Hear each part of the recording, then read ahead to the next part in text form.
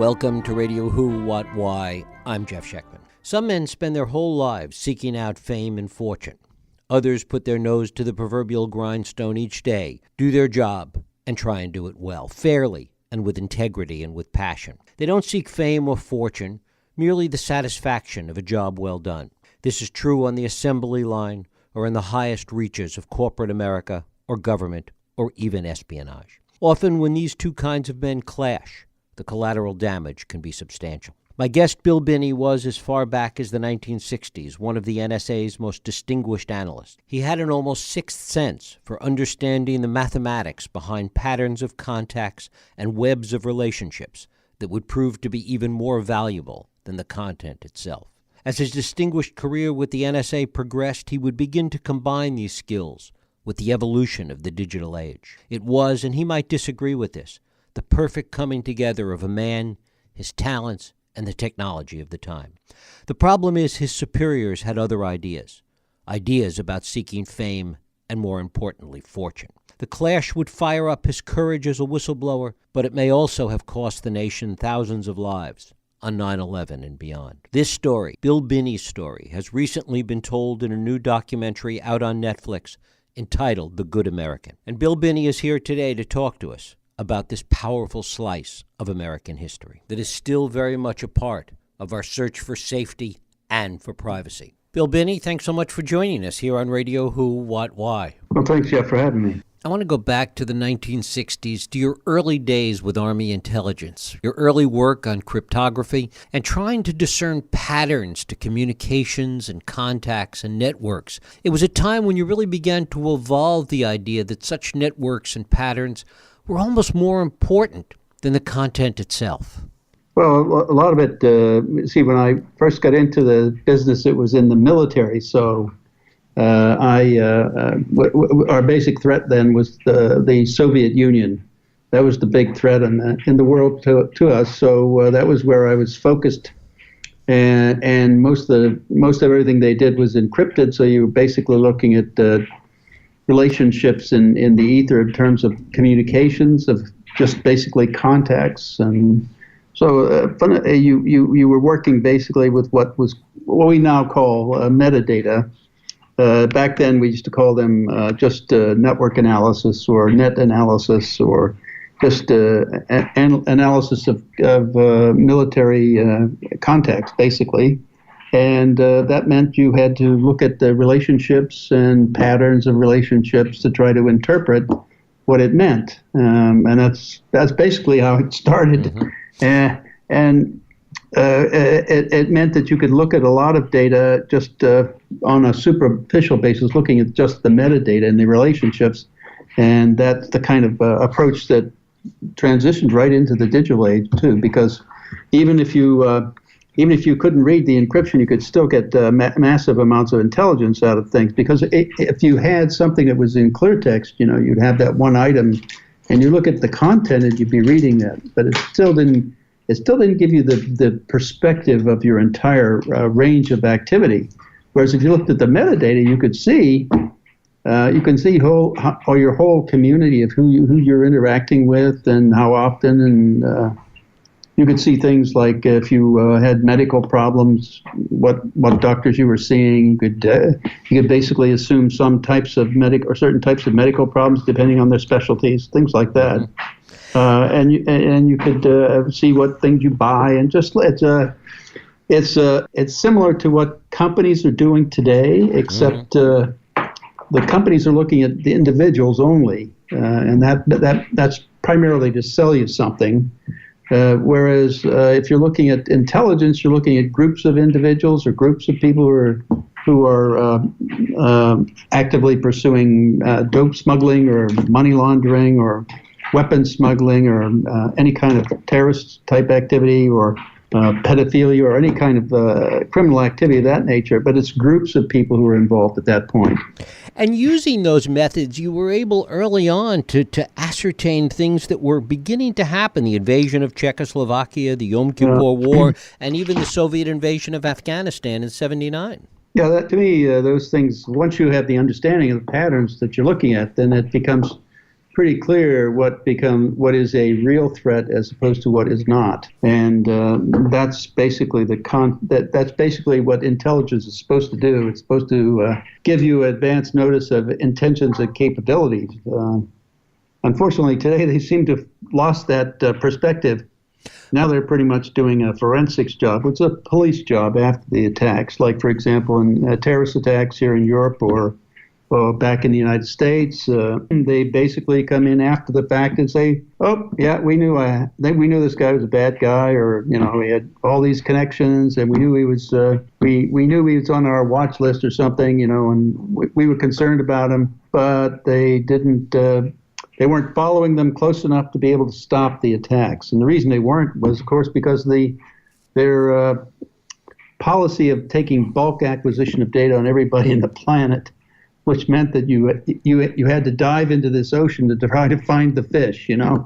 That's the problem, and that's basically what they're still doing today, and that's why they're still having trouble stopping anything. Even then, when these things became clear to you and some of your colleagues at the time, there was reluctance on the part of higher ups to believe it or to act on it. Well, yeah, and part of the problem was the way we developed things, we did them very efficiently. That was one of our big mistakes. So it didn't cost a lot of money.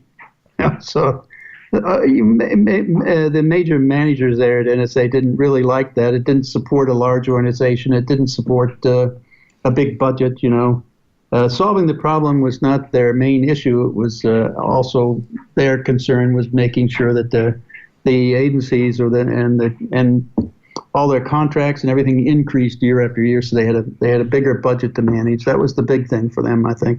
One of the ironies in all of that is that even with the desire to find reasons to spend money and to look for contractors to work with, that, as you talk about, the NSA was really ill-prepared for the digital age.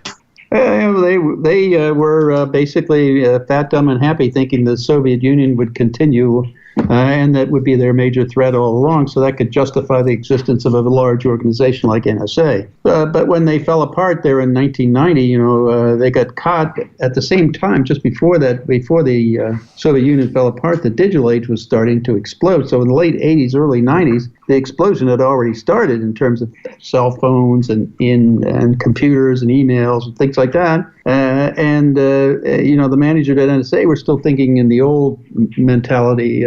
We need to have the Soviet Union around to keep so we have an opposition out there that we can look at as the threat. They're doing similar things today, trying to make them look like a threat. It's an external threat. They're trying to do the same thing again. But it was the whole concept of we have a threat that will justify our existence, so we don't need to worry about anything else. But when it fell apart, they had to look around to find out where can we find another justification for our existence.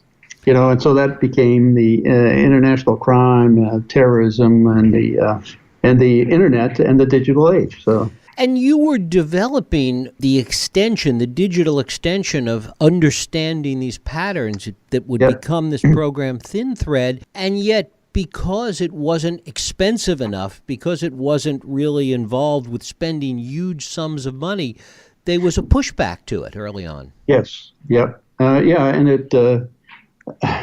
They were asking for something like $3.8 billion to start a separate program to try to deal with the digital age. So when we came along with a solution like Thinthread that solved that problem for $3,200,000, that's all we spent on it. Okay.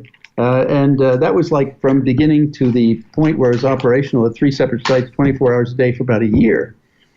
So we were clearly demonstrating the capacity and capability to handle all this information. But that became a threat to the budget request for $3.8 billion, because you go to Congress and ask for $3.8 billion, you have to have a problem. Well, the problem they were alleging was volume, velocity, and variety in the internet and the digital age. Well, that was pretty much the problem we'd already solved. So they had to get rid of us. I mean, we even knew at the time from staffers in Congress on the intelligence committees that all the companies that wanted to feed on that $3.8 billion were in fact down in the Congress in those committees lobbying to get our program canceled. And without without any review by anybody except the conversations behind the closed doors in Congress with the contractors. They got our program canceled with the cooperation of the NSA management, of course. Talk a little bit about how Thinthread worked, how the program was able to do what it did, essentially for as little money as it did. Yeah, well, I mean, it boiled down to this. The first problem we had was to be able to sessionize data.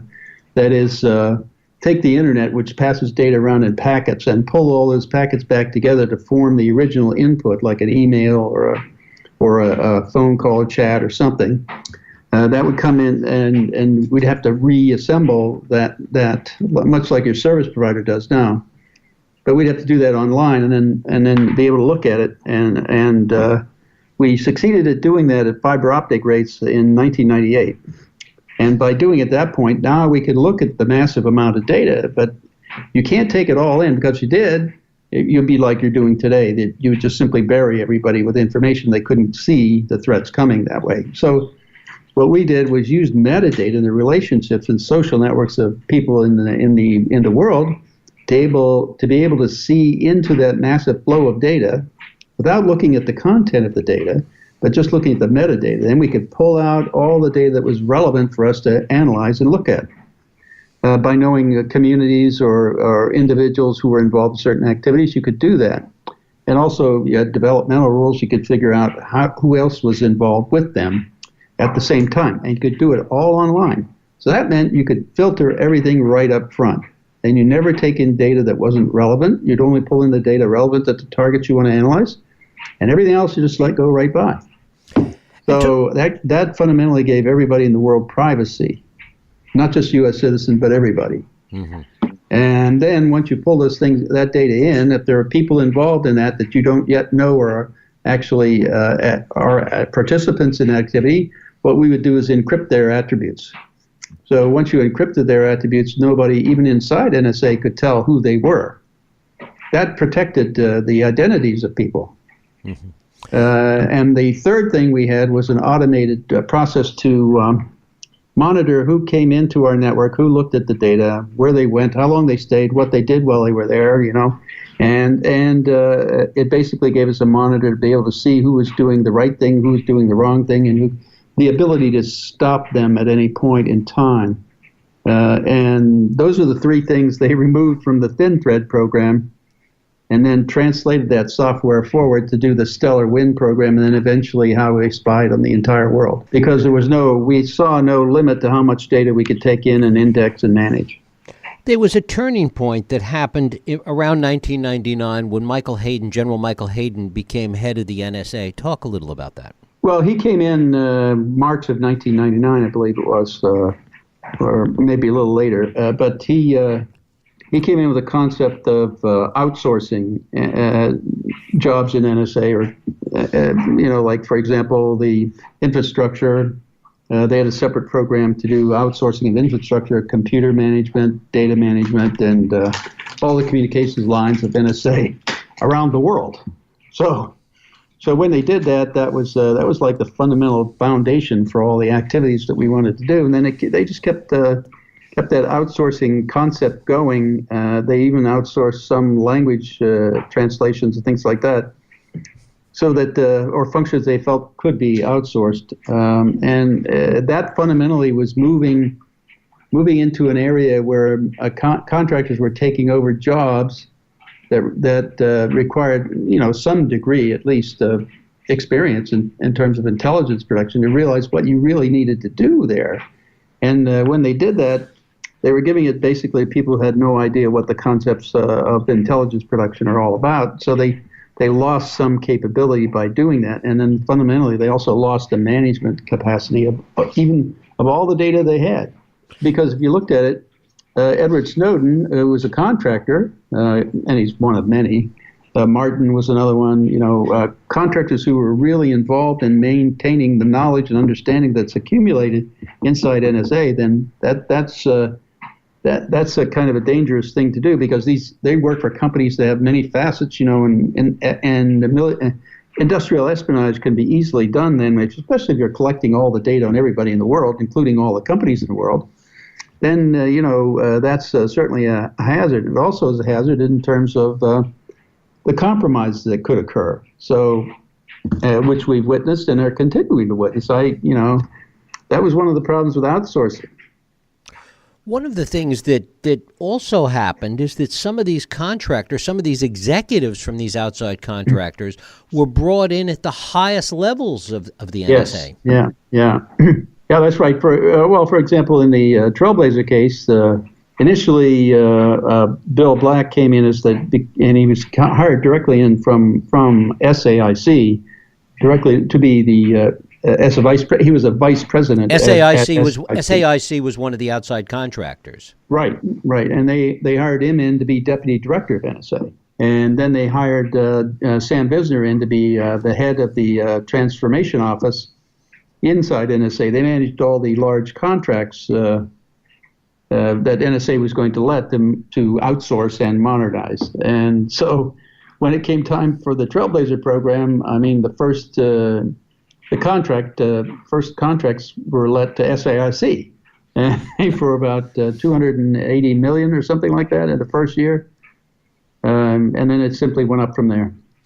At one point, Hayden comes to you and essentially asks you to spend more money. How can you use more money? When they first formed the transformation office, a friend of mine was the chief of that office at the time. And he knew what we were doing down there. So he sent his deputy down to talk to us about, he actually came down and said, what could you do if we give you $1.2 billion? And so we after spending $3 million to do a program, what are you going to do with $1.2 billion? That's kind of a jump in budget. So we said, well, take a little time to figure out what to do, and we took a few days and came back and said, well, we could upgrade and modernize the entire world and everything back here at NSA and all that around the world, but we could only spend maybe $300 million of that, so maybe a little over that. So and he said, well. He went back and said, that's great. And then he went away.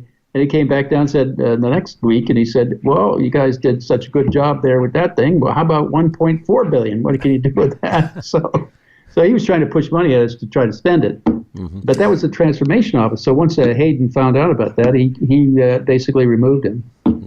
So he put a new person. That's when Sam Visner came in after that to take over. He needed another contractor to take over and do what the contractors needed to do. Talk a little bit about how what you were doing paralleled the evolution of digital technology itself and how you were managing that within the context of Thinthread in your program.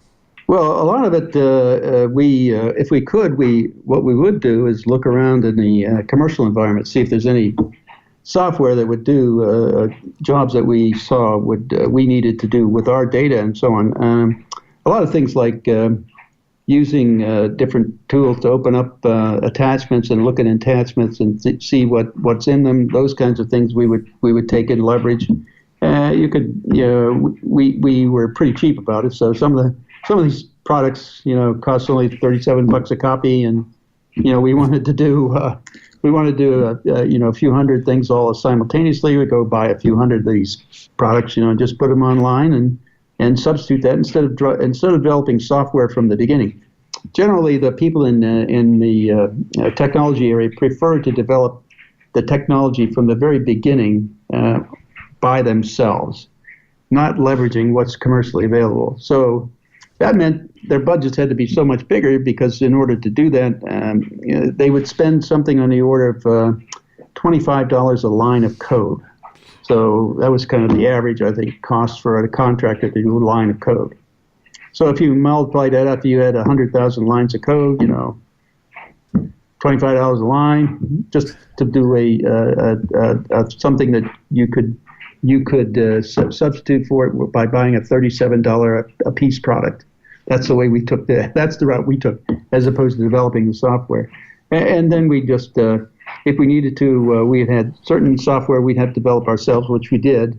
But it was limiting it to that which we only that which we had to do, not. We did that simply by looking around at the commercial environment and see what's there and take advantage of it, leverage it. That's how we could keep it so cheaply.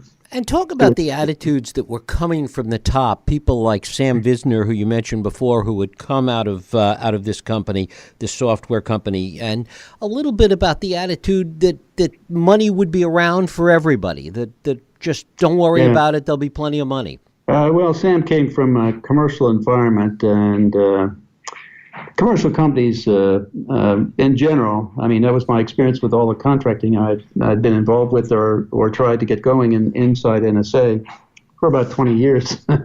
They seemed to want to move at their own pace. They had an agenda, which was, if you looked at it, it was pretty simple. It was, how do I get the next contract? And it's not a question of. It's a question of once they acquire a certain level of bulk in terms of a company, you have to have so much business to sustain that. And so if you go into a project and solve the problem quickly, then you don't have the problem to get more money, so you don't sustain yourself, so you can't get a follow-on contract. Their whole process was to look at it that way. How can I sustain my business, or how can I grow my business? And so it boiled down to, and this. Originally, I thought that the entire concept of contractors working for government was their vision statement was aim low and miss, because they'd always miss. They'd never solve the problem. But then after a few years, I kind of figured it out. It really wasn't that. It was the whole vision statement for them is keep the problem going so the money keeps flowing. And the whole point was you had to have a problem to say you needed more money from Congress to do it. And that's the way they fundamentally, almost all of them, operate. Which brings us to 9/11. Talk a little bit about that. Well, 9/11, unfortunately, the management at NSA didn't want to deploy the Thinthread, which we had proposed to deploy in January of 2001. This is about a little over 7 months before 9/11. We wanted to target all the terrorist operations in the world. So I went to the terrorist analysis shop and I said, what sites produce intelligence that is you find useful in analyzing the terrorism problem around the world? And they gave me a list of 18 sites. And so I had those 18 sites. And I thought, well, okay, these are now our targets. So let's put together, this was like in November of 2000. And we put together a plan to do these deployments in January of 2001. Most of it would be done remotely, electronically downloading to hardware in the field. So we wouldn't have to physically do it for most of them, but some of them we would. We had to build some software and hardware and put it together for them specifically because they were unique things. So we had to adjust our attack for that. So it would take a little longer to do them, but most of them could be done right up front in just a couple days. So we made this proposal, and we had said it would only cost us probably on the order of $9 million to do it. And at that point, it would have taken care of the terrorism problem around the world. But management, of course, seeing the threat to their budget request, decided that it was more important to do the budget than to do the mission. That was the unfortunate part, Tell us a little bit about what you discovered post 9/11 when you were able to get back into your office, essentially. Yeah, well, after they kept us out for a couple of days there, right after 9/11, and when I got back in, I started trying to help to find out, all the background of who did this and all that, and my contractors came up to me and told me about a meeting they had, and they said, the head of the transformation office, Sam, came up and said that, he was talking to a small contractor who I'd used.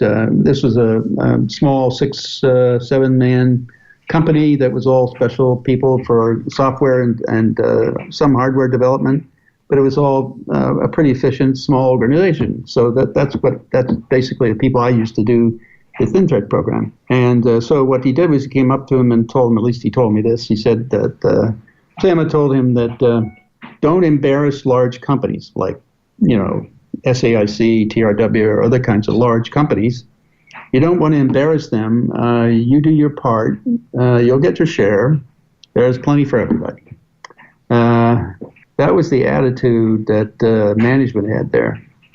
And, of course, at the same time, Tom Drake was going around with Maureen Baginski, and they were going around the workforce talking to them about 9/11, how we have to, ramp up and go get the bad guys now.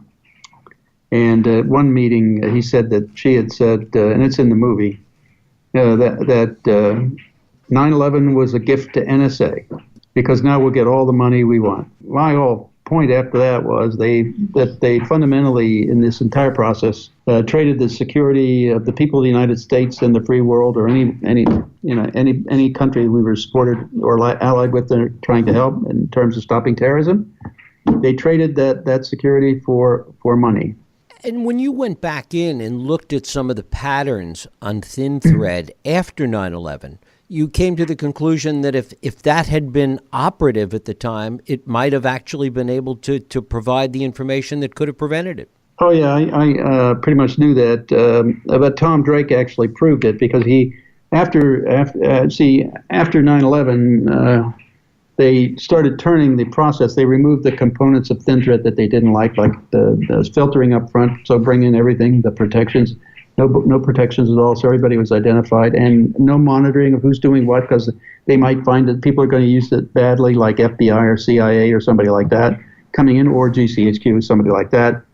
So anybody coming into the database they could come in and do whatever they wanted, whatever the access they gave them. So, and no one could follow up and hold them accountable for anything. So that was when they removed all that stuff, they started spying on U.S. citizens, and because we were the closest, okay, so we were the first ones into the bulk acquisition system, and that meant that we had hundreds of millions of U.S. citizens, the data being taken in, and it started in mid-October of 2001, the second week in October. So at that point, I just said, I can't stay here. This is a clear violation of the constitutional rights of everybody. So we can't do this. I just can't be a part of it. So I went from that. I went to the House Intelligence Committee to tell them about it. But that was the problem I had. And so that's why. And Kirk Wiebe and Ed Loomis left at the same time I did. So we were all.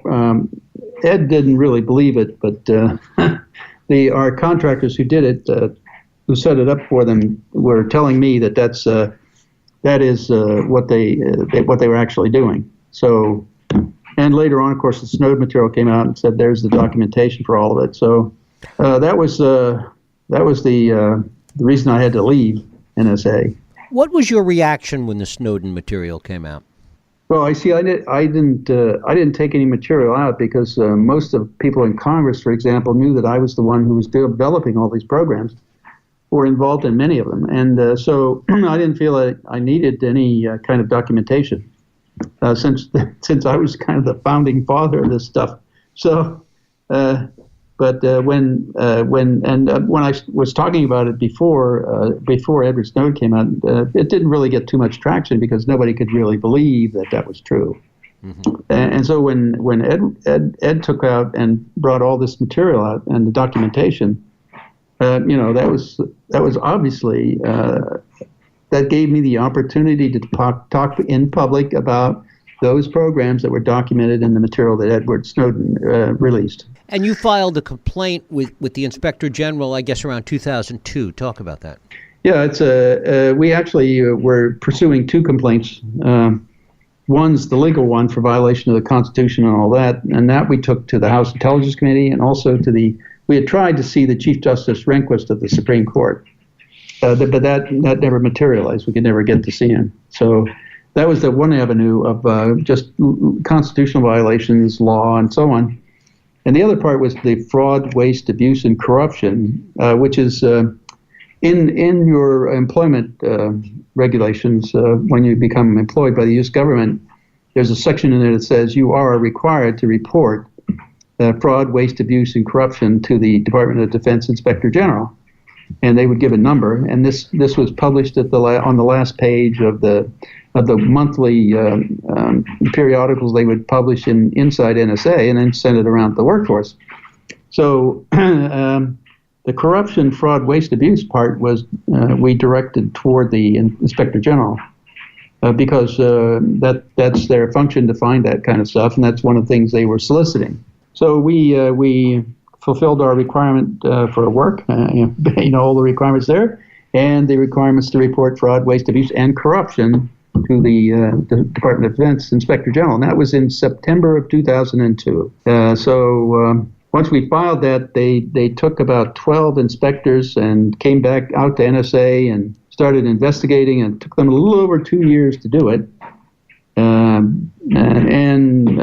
They, of course, corroborated everything we said in our complaint and much more in terms of the internal NSA attempts to subvert the investigation and also the people involved in that. And in fact, the Inspector General, Chief Investigator, said to me at one point, he told me he had to put his badge on the table and tell a person that interfering with an Inspector General's investigation has with it a 5-year jail sentence and $5,000 or something like that fine. And that's the only time they stopped trying to interfere with their investigation. But most of it has been redacted, and if you go on the web and look at it, the report is DODIG report in 05-Intel-03. And it's about the Trailblazer and Thinthread requirements, is I think the title they use. All substantiated everything we were saying. And most of the report, as you say, has been redacted. And a lot, 80% of what's been redacted is unclassified. If you looked at the side at the top of the paragraphs there, that if there's a U there, that means unclassified. So if you look at it, most of it is that way. And the only reason they do that is because it's too embarrassing and too much of an indication of corruption and fraud. And the problem I see is the Department of Defense. First of all, it's in violation of Executive Order 13526, Section 1.7. That is the executive order that governs classification and protection of data by the U.S. government. And the president has to sign this every year. I think they have to sign this paper. But in that section, it says you cannot classify, maintain classified, or not declassify any material that is evidence of a crime, fraud, waste, abuse, corruption, and so on, or you can't cover it up for embarrassment to a person or an agency. And all of those redactions are to cover up all of that. And that's where this is a real problem, even for the IG. I don't understand why the Department of Justice is not involved in this. This was a very clear violation of all the principles and laws of our government. Talk a little bit about what happened in your efforts just to maintain a business after you left the government, and what happened in 2007.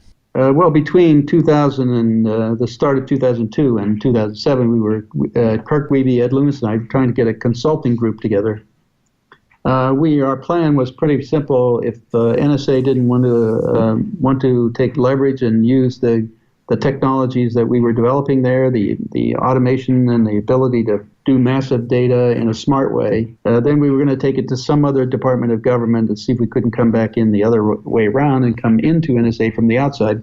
Instead of developing inside and moving out, we were going to try to do the reverse. So every time we went somewhere and NSA found out about it, they got the contracts terminated. In fact, the CISI staffer who was in charge of overseeing the NSA, he had their account for the House and for the Senate Intelligence Committee. When he found out about one of the ones he wanted us to work on, and when we went there, NSA got that whole contract canceled. So he wanted to have the Senate investigate NSA for doing that, because that's basically criminal activity, subverting the right to free pursuit of happiness, if you will, or work. So they're interfering with the ability of companies and people to do work. Even for the government, they were doing that. So that he wanted them to investigate, but in 2002, this is when this occurred. The Senate was not prepared to do that. They didn't want to. They didn't want to look like they weren't supporting the grandiose, patriotic war against everybody else that was involved in terrorism. And if you're going to investigate somebody for some kind of fraud and corruption internally, that's not something they really wanted to get involved with. So they didn't do that. But then after that, we went to another place in INSCOM, and they basically got that one terminated even before it started. So then we got another one working as a subcontractor for another one of the larger contractors, not for NSA, but for another agency in the government. And when they found out about that one, they also found out that the NSA came by and said, we don't want you people working with these people. So, and that was what came from the other side. They simply said, well, we can't embarrass NSA or what have you, so we'll have to terminate the contract. So that's what they did there. And then this was getting on to 2005 and 2006. Then after the New York Times article, we were the prime candidates that they thought did that. Well, they in fact knew who did that. It was Thomas Tam, on the Department of Justice lawyer, was the one who tipped off the New York Times as one of the primary ones anyway. And we had nothing to do with that. And they already knew that from the Stellar Wind program, where they've been studying all the relationships inside the U.S. for at least 4 years by that time. And so they knew we had no contact with anybody in the New York Times. And still, they wanted this was the vendetta, I guess, they wanted against us. So they decided that we had to be the ones investigated, and they sent the FBI at us. So, and then the FBI, we took us 5 years to get the sworn affidavit, by the way, to get some judge who didn't know anything about anything. I mean, this judge was just totally ignorant of any national security, anything. And when somebody said national security, they just say, "Oh my goodness, I don't know. Well, I guess I have to sign." That's fundamentally what that judge did. And so the affidavit was clearly a fabrication, and we could prove that. But we didn't know until 5 years afterward, because it was a classified affidavit, and they wouldn't let it go. So we had to sue them basically to get it. So after that one, it was the Department of Justice that took over from the FBI and NSA in terms of stopping us work. The Department of Justice decided they were going to prosecute us under the Espionage Act 1917 and try to put us in jail for 35 years. And here again, they started fabricating evidence. Well, the first two times they attempted that, they told our lawyer they were doing it. Well, we had exculpatory data on that at the time and said, here's the exculpatory data. And they dropped those attempts immediately. But the third attempt, they simply called our lawyer and said that they're going to, and this is in late 2009. And so at this time, they called him and said they're going to indict us.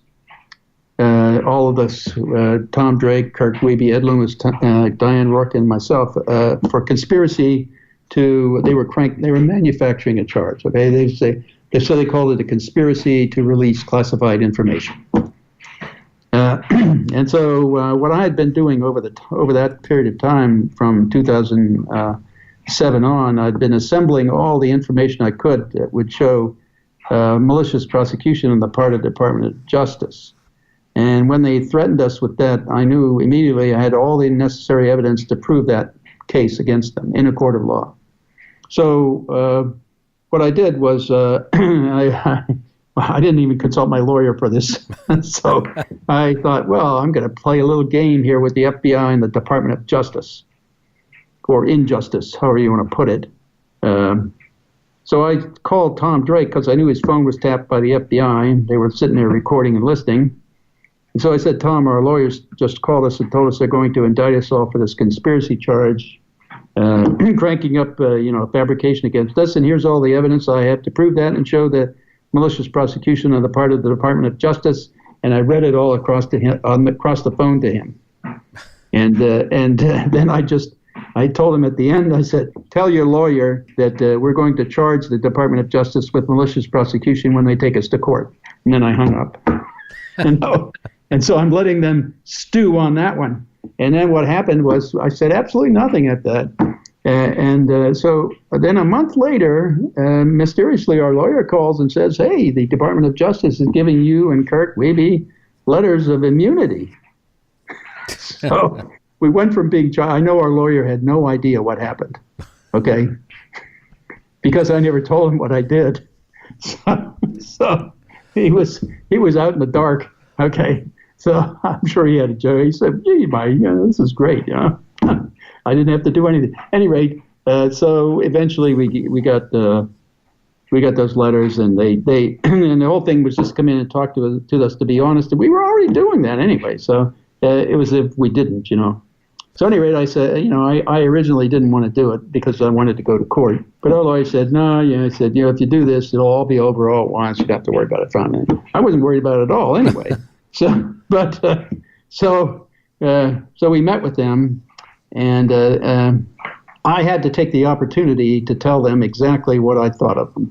And that gave me a face-to-face with the prosecutor, with the head of one of the lead investigators at the FBI, and one of the yo-yos from the Q2 department of NSA, internal security in NSA. So and I made it perfectly clear that I didn't think very much of them or anything they'd been doing, or all the violations of law that they were doing. And the idiot from Q2 said, what violations of law are they? Well, he gave me my grand opportunity to tell him exactly what it was, which I did. Mm-hmm. It was like the First, Fourth, Fifth, and Sixth Amendments, the Constitution, the Penn Registered Law, the Electronic Privacy Act, Electronic Security Act, all the regulations and government and laws passed to cover FCC regulations with the internet service providers and the telecommunications companies. Just a few things like that. Where did all of this pressure against you and your colleagues, where did it all emanate from? Do you have a sense of that? How high did it go? I think it went to probably all the way to the White House, especially with the what I call Darth Cheney. Well, he went to the dark side, so I have to call him something. Darth Cheney, not vice president, So I think it went all the way up there, and also had a lot of support with the management at NSA, and obviously the Department of Justice and the FBI fell in line too. Mm-hmm. That included Mueller on the FBI, and Comey at the DOJ at the time. And Michael Hayden moved on to the CIA. Of course, he put the Trailblazer program together, spent a lot of money, and it ended up in producing no intelligence, a lot of PowerPoints and no capability at all. He just used everything we'd already developed, and so basically he messed up really big time, and he moved up really big time.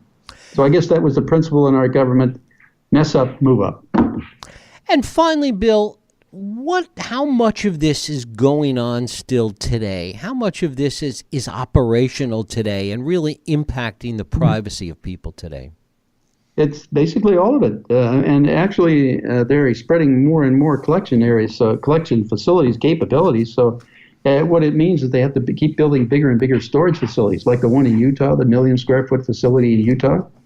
They had to build that one because they were collecting so much data, and they'd like to keep it all as long as they can. So they need to store it somewhere. So you need a 1 million square foot storage facility out there in Utah. And then after that one, that one came online in 2013. And so they were planning ahead, 5-6 years ahead. They're going to need a larger one because they're collecting more and more data year by year, because the amount of data going around the world is ever increasing. So they have to build a much bigger storage facility. So that's why they break ground for a 2.8 million square foot facility on Fort Meade just about a year ago. I think I remember you saying that it was an NSA official who said to you shortly after 9/11 that it was going to be a gift that would keep on giving for at least 15 years. Yeah, that's right. I said you can milk this cow for 15 years. That was a Sam Visner quote. Yeah. Bill Binney, I thank you so much for spending time with us today here on Radio Who, What, Why. Oh, thank you. Thank you. Thank you for listening and joining us here on Radio Who, What, Why. I hope you join us next week for another Radio Who, What, Why podcast. I'm Jeff Sheckman. If you like this podcast, please feel free to share and help others find it by rating and reviewing it on iTunes. You can also support this podcast and all the work we do by going to whowhatwhy.org/donate.